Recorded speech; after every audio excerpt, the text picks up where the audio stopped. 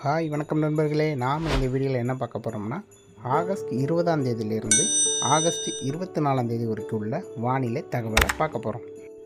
August 20ஆம் தேதியிலிருந்து August 22ஆம் தேதி வரைக்கும் தமிழ்நாட்டில் பகல் நேரங்களில் அதிகபட்ச வெப்பநிலை இருக்கும். மாலை அல்லது இரவு அல்லது அதிகாலை நேரங்களில் ஆங்காங்கே உயரக்கூடிய வெப்பநிலையை பொறுத்து நமக்கு மிதமான மழை, சில இடங்களில் கனமழையும் பெய்யும். இந்த வெப்பச்சலன மழை எந்தெந்த மாவட்டங்களில் அதிகமாக இருக்கும்னா, கன்னியாகுமரி, திருநெல்வேலி, தென்காசி, தூத்துக்குடி, விருதுநகர், ராமநாதபுரம், தேனி, மதுரை, திண்டுக்கல், சிவகங்கை, புதுக்கோட்டை, திருப்பூர், கோயம்புத்தூர், நீலகிரி, ஈரோடு, நாமக்கல், சேலம், தருமபுரி, கிருஷ்ணகிரி, பெரம்பலூர், அரியலூர், வேலூர், திருப்பத்தூர், ராணிப்பேட்டை, திருவண்ணாமலை ஆகிய மாவட்டங்களில் சில இடங்களில் மிதமான மழை பெய்யும், சில இடங்களில் கனமழை பெய்யும். இதன் பிறகு வடகடலோர மாவட்டங்களான சென்னை, திருவள்ளூர், காஞ்சிபுரம், செங்கல்பட்டு, புதுச்சேரி, கடலூர், விழுப்புரம், மயிலாடுதுறை, திருவாரூர் ஆகிய கடலோர மாவட்டங்களில் சில இடங்களில் மட்டும் மிதமான மழை பெய்யும். பெரும்பாலான இடங்களில் பெரிய மழை அளவு பெய்யறதுக்கு வாய்ப்பில்லை.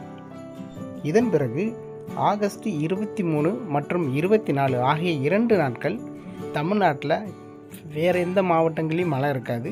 வடகடலோர மாவட்டங்களில் மட்டும் மழை இருக்கும். அதாவது சென்னை, காஞ்சிபுரம், திருவள்ளூர், செங்கல்பட்டு ஆகிய மாவட்டங்களில் மட்டும் மழை பெய்யும். பெரும்பாலான தமிழ்நாடு இதர மாவட்டங்களில் மழை பெய்யாது. ஆனால் பகல் நேரங்களில் அதிகபட்ச வெப்பநிலை இருக்கும். இதன் பிறகு தென்மேற்கு பருவமழை மறுபடியும் கேரளா, கர்நாடகா, தமிழ்நாடு ஆகிய மாநிலத்தில் தீவிரமடை போகுது. ஆகஸ்ட் 28ஆம் தேதிக்கு மேலே அது எந்தெந்த மாவட்டங்களில் எந்த அளவு மழை பெய்யுங்கிறத நான் வரும் நாட்களில் பதிவு செய்கிறேன். இதே போல் செப்டம்பர் மாதங்கள்லேயும் தென்மேற்கு பருவமழை தீவிரமாக இருக்கும். ஸோ இதனால் அணைகளின் நீர்மட்டம் தென்மேற்கு பருவமழை காலகட்டத்திலே கணிசமாக உயர்றதுக்கு வாய்ப்பு இருக்குது. இந்த வெப்பச்சலன மழை பொறுத்த வரைக்கும் எல்லா இடங்களில் ஒரே அளவு மழை இருக்காது. சில இடங்களில் மிதமான மழை பெய்யும், சில இடங்களில் கனமழை பெய்யும், சில இடங்களில் மழை பெய்யாமலையும் வறண்ட வானிலையும் காணப்படும்.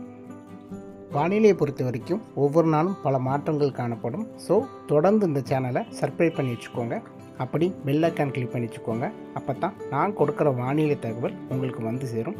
மீண்டும் அடுத்த வீடியோவில் வேறொரு நாள் வானிலை தகவலோடு உங்களை சந்திக்கிறேன். நன்றி, வணக்கம்.